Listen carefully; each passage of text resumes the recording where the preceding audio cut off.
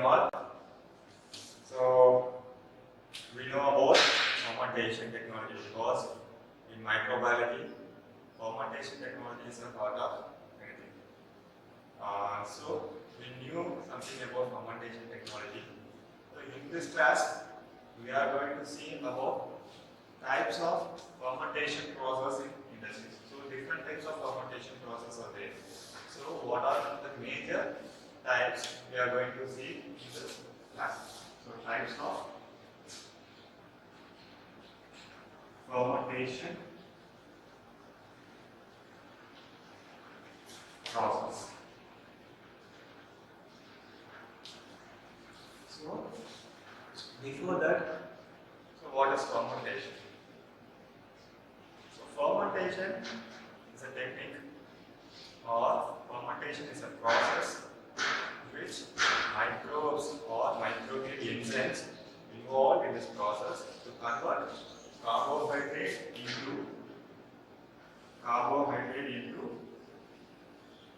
alcohols, amino acids, etc. So it's a conversion process by microbes or microbial enzymes. So this fermentation which produce or which used in several industries for production huge amount of their products. So this is not a novel one because in the ancient periods, Egyptians, Sumerians, they had used this fermentation for producing alcohols. So they put the grain in a barrel and they have kept it for so long time. So the activity of yeast and the bacteria, the grain has been converted into alcohols. They have used it. So it has been made or discovered by Egyptians or Sumerians.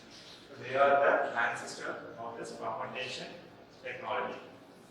So even in our body also, naturally this fermentation is occurs. How it occurs? While you are doing exercise, evening you are going for a gym and you are doing some exercise. So in the respiration time, in the muscles, it will get the carbohydrate will get converted into lactic acid. So this conversion of lactic acid in the muscles is also a fermentation process. So for a microbiologist, if you consider a microbiologist, this fermentation will mean several terminology. So like conversion of carbohydrate into alcohol or metabolic process or conversion of eating products in the absence of oxygens or conversion of carbohydrate by the activity of microbial enzymes. So they can turn this fermentation into many other statements. So this fermentation process, even in home also we will be having fermentation like conversion of milk into curd. That is also a fermentation process by the activity of lactobacillus. So this lactobacillus will convert this milk into curd. So that is also a fermentation. So each and everything in the day-to-day life we could be able to see this fermentation process. So there are this fermentation process will have the major part for this fermentation process is the fermenter. What is a fermenter? Fermenter is a vessel or a bioreactor, so which could be able to provide a suitable environment for the growth of the microorganisms to convert this for their metabolic reactions. So it is containment. We provide suitable environment for the microbial growth and for the conversion of carbohydrates into such other products. As well as it provides the optimum conditions for the microbial growth, and it prevents the contamination from the outside environment. Because if you keep a microbes in a or keep a substrate or keep a product outside, it will easily get contaminated with other organisms. So the product, whatever we are expected, no, that we won't get those products. Instead of the product, we will get some other product. So this contamination is a major problem in any microbiological process. With this fermenter, we could be able to reduce or be able to avoid these kinds of contamination. So if so this fermenter provides contamination-free environment and it provides suitable and optimum environment for the microbial growth. So what are the major parts in a fermenter? So if you take a fermenter, it should have several parts and it should have several sensors to know the condition of to know the environment of the fermentation process. So if you take a fermenter, it is a containment or is a vessel, maybe a closed one. So consider this is a closed one. So it is made up of stainless steel to avoid rust. If some other normal iron if you use, then instead use of continuous use of liquid material inside the fermenter will cause the rusting inside the wall of the fermenter and it will repeat or it will disturb the fermentation process. So it should have rust-free material. So stainless steel or some other glass material to be used for construct a fermenter. So next in the fermenter, first one is inlet and then outlet for collecting the sample as well as wall, outlet, inlet, everything is closed, inlet, and then we will have a motor. Here we will have an impeller. So this impeller will be having, based on the process, it will vary differently. But I have a simple form of impeller. So this impeller, or otherwise it is called as agitator, which mixes the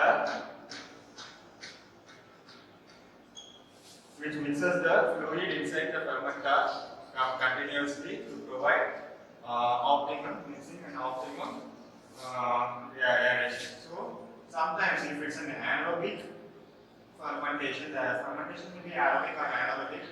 So if it's an aerobic fermentation, then we will have an aerator. So from the down, the fluid is there. So aeration, and then different time intervals we have to take and analyze the sample. For that we should have a port. So here the sampling port.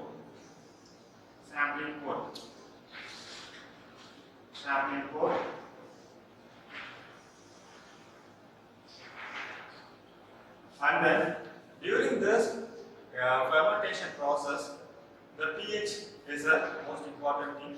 It will vary during the process. So for analyzing the pH, there should be a pH sensor, and then temperature will also vary because the fermentation is a metabolic process.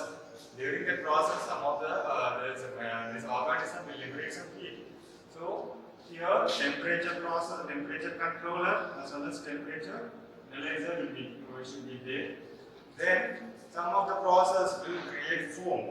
If foam is created so much, it will block all the area, the senses, and then so we should have the fermenter should have a foam detector, foam controller, or foam sensor.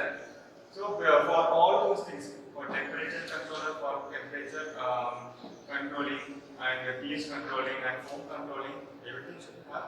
This fermenter should have detector as well as controller, both. And then this fermenter should have, it may be a closed one or it may be a open one. After this fermentation process to getting over, all the material is washed out and then it has to be sterilized using chemicals or UV radiation or some other process. So these are the major parts or major things in a fermenter. So now, as our topic is types of fermentation process, before that we should know all these things. What is fermentation? What is fermenter? And what are the different parts in the fermenter? They should know. Then only they could take to go further. So, types of the fermentation process, we have three major types.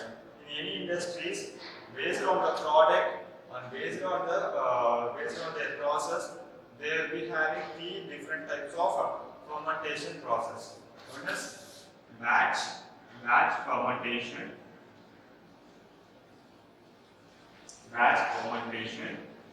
and second one is continuous fermentation, and third important is fed batch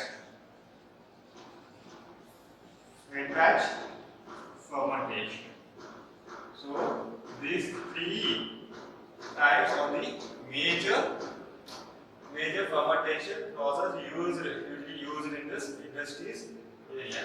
So one by one we'll see. First one is batch fermentation. So what is a batch? So batch fermentation. So first we will provide the nutrient.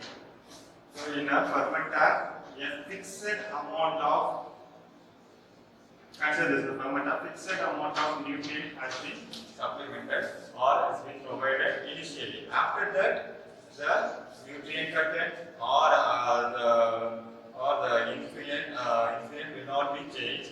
So in this particular amount of nutrient and then inoculum in the sense microbial load.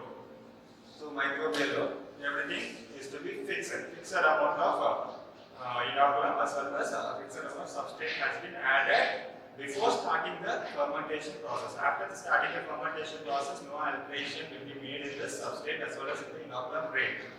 So during this fermentation process, batch fermentation process, once at a particular time we will know when the product will be during black phase or rock phase or anything. So at that time, the whole substrate, whole product, whole thing will be taken out and they will go for downstream processing, and then they will extract the product from the fermentation, batch fermentation. So here the microbial load, whatever we have inoculated in the substrate, will undergo different growth period. So here, because it's a batch period, the nutrient will be easily degraded or it will be degraded slowly, and the growth of the microbe will also be slow. So during the initial stage, after the load, the growth curve will have like this. So this one here. We segregate like this. We'll be having 6 different stages. First one is black phase, and second one here, this is acceleration, stagnant acceleration phase,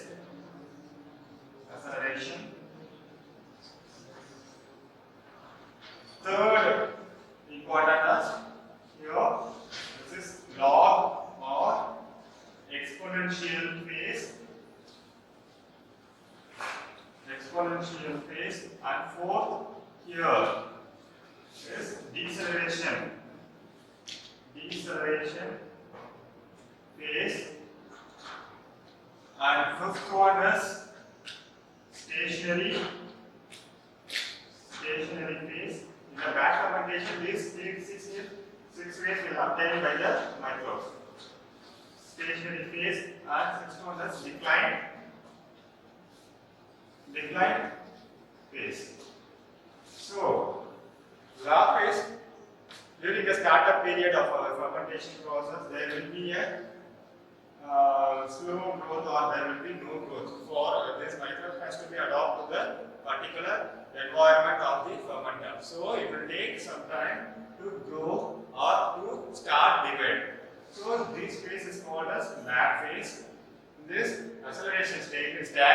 acceleration phase, the growth will start little bit, so it will start accelerating during this period for a certain. Then the log or exponential phase, here the growth will be very huge or it will be divide rapidly and then it will start growing very fast. Then we will be having during the stage all the nutrients will be extracted or it will be utilized by this microorganism. So the depletion of the nutrient will happen in this log acceleration and then log exponential phase. So once in the batch reactor, the nutrient is not supplemented. So what will happen? Ultimately, the nutrient of the reactor will get slowed down or it will get depleted. So the microbes which could not able to utilize its food from the nutrient from the substrate. So it will start, and the growth will start stagnant or it will stop the division. So it will have slowly the growth will get decrease.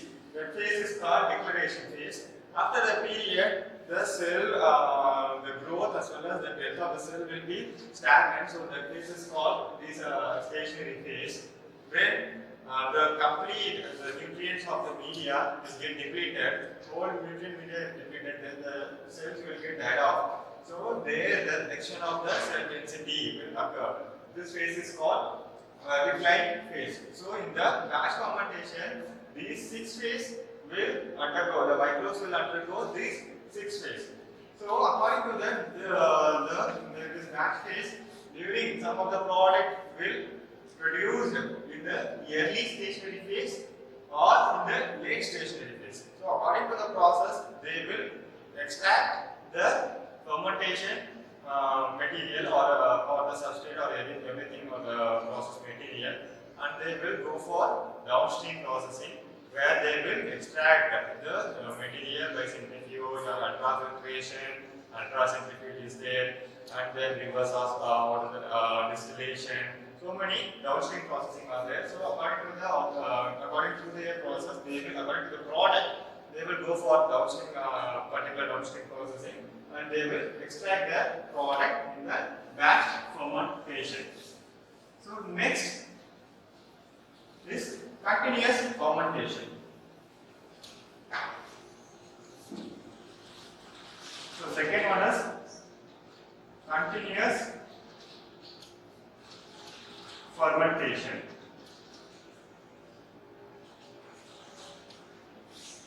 So here initially the microbial load will be fixed, but the nutrient or the substrate is completely continuously feed on the reactor. So what will happen? The nutrient won't get depleted in the fermentation vessel. It will be constant because we are continuously giving the nutrient or we are continuously providing the nutrients inside the fermenter. So here in this fermentation process, the nutrient will be supplied continuously so that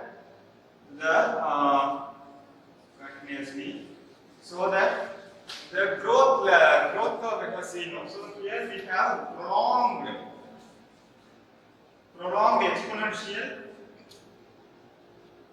exponential phase because of the continuous supply of nutrient. The exponential phase of the microbe will be prolonged, so it will be having more exponential as well as the nutrient depletion because the microbial division will be more in this continuous fermentation. So the nutrients in the media will depleted very huge or very rapidly. So the continuous providing of nutrient is should be very needed.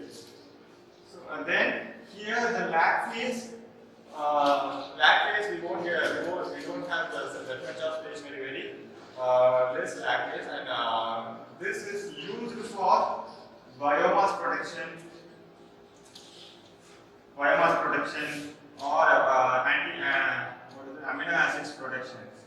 So the amino acid production. Whereas the batch fermentation, this batch fermentation is used to produce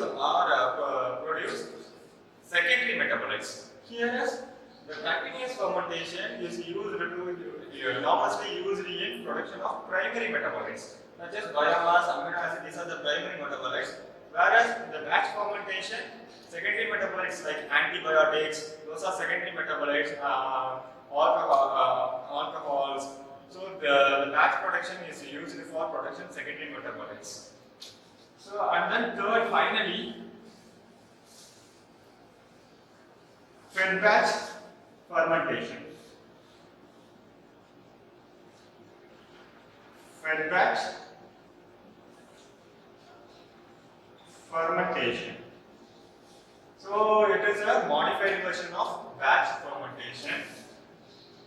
Fed batch. So here at different time intervals, the nutrient is supplemented in the reactor at different time intervals.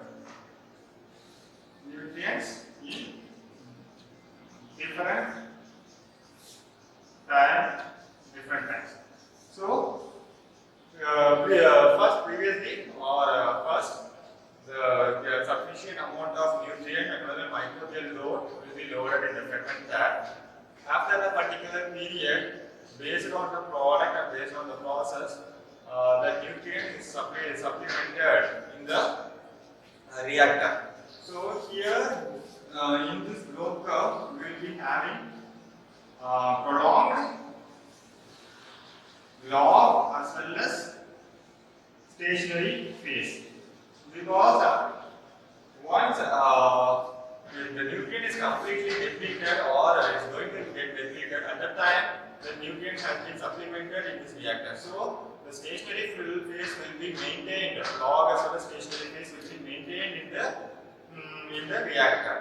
So if you compare the similarities or differences in this reactor, this batch reactor, we could be able to produce in the or it could be able to use in the large scale production, as well as the cost of the construction of the batch fermenter is very easy. Whereas the continuous production, it could be used in the large scale production, but it is not hugely used in the large scale production. Whereas in the smaller scale production, because smaller scale they use this continuous fermentation process to produce primary metabolites, as well as the cost of construction is also very high compared to the batch fermenters.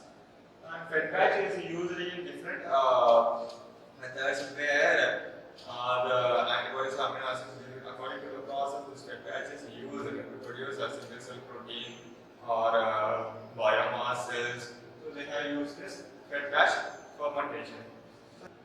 So now we will see about differences in batch fermentation as well as continuous fermentation. So here the parameter, first I will write the differences. Differences in batch and continuous fermentation. Okay. So first parameters, and then batch, and then continuous. So first of all, before that we have to start the cost. So first one is cost.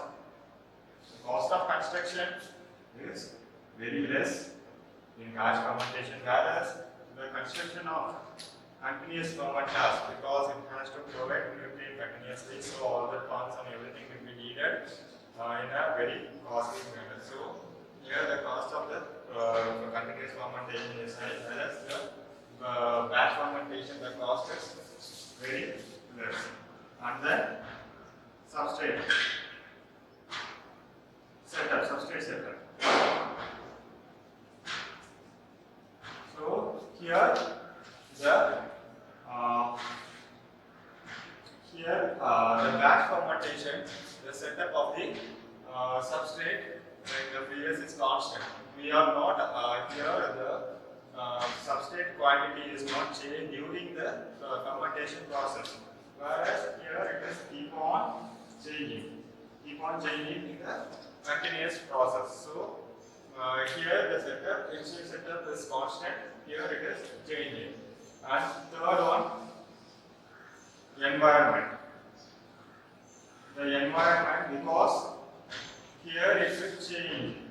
Here it will change. In the batch fermentation, the environment of the process will change. It won't be fixed because the temperature will vary, or nutrient condition, carbon content, or everything in the media will get changed because you are not going to give continuously the substrate. So it will change in this batch fermentation. Whereas here in the continuous fermentation, the environmental condition of environmental condition inside the fermenter will be constant. And the third, contamination. Fourth will be contamination. In batch fermentation, the contamination of other organisms should be avoided because in a single batch we will extract the product. So here contamination is very less, very less. Whereas here in the continuous process it is frequent because the handling or during the influent treatment or influent provision or where it will be keep on so open. So we are going to get continuously the product during the outflow. So it will easily get contaminated. So the contamination rate will be little bit higher compared to the batch fermentation. And the fourth one is nutrient. Nutrient, here it is constant in the batch fermentation, whereas in the continuous fermentation, in the continuous fermentation it is very constant because the nutrient is not get depleted, whereas in the batch fermentation it will get depleted, so it will vary in the media. And sixth one is cost, not cost. Sixth one is nutrient, and then what else?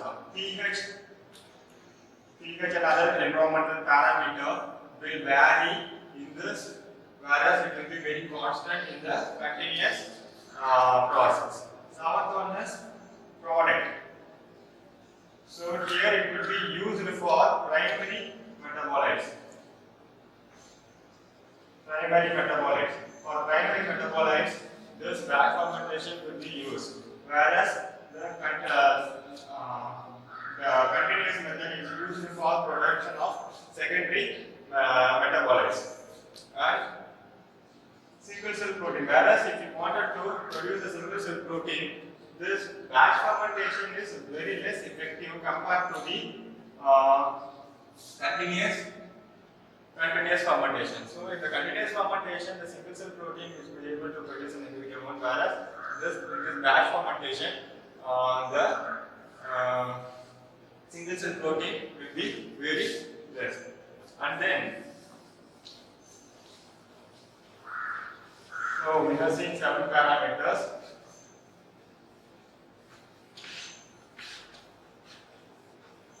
Next one is size. Here the batch fermentation, the size will be very huge, whereas it will be able to construct it in a small, because the nutrient, the product has to be get more. So here in the batch fermentation, the fermenter size will be very large compared to the continuous fermentation. And then cleanup. So cleaning is very easy in batch fermentation and is also necessary in batch fermentation because the product is getting in each and every batch. So before starting a next batch, the fermenter has to be cleaned. Whereas in the continuous process, the cleaning is not necessary because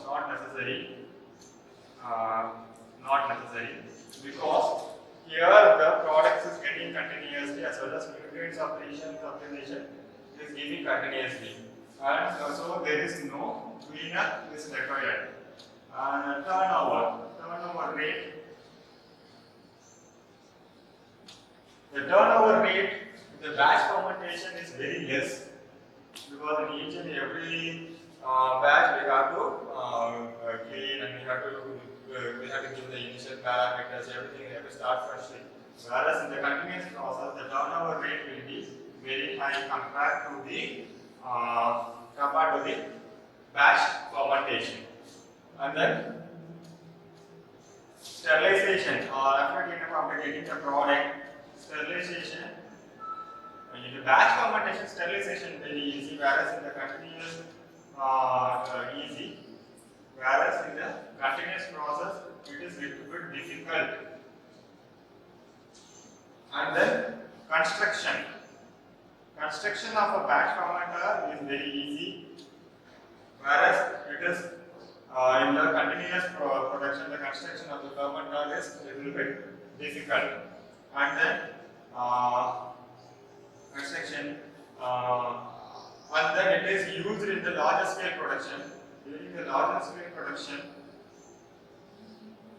usually this continuous batch fermenter is used in a huge amount, whereas the continuous fermentation is used only in little bit industries, not in very all industries they are used. They are using this continuous process, whereas the batch fermentation is used in a large scale production. And then initial cleanup is very easy, as I said earlier. And then size is very huge as well as small. And then turnover rate, linear metabolites, contamination. Final one is contamination. Occur very less frequent, whereas it is occur very frequently. So these are the major differences between the batch fermenter as well as continuous fermenter. So with this we have seen different types of fermentation process, and fermentation, what is fermentation, what is fermenter, and what are the parts of fermenter, and then finally we have seen difference between the batch and the continuous fermentation process. So this we will end the class. So next class we will see about another type.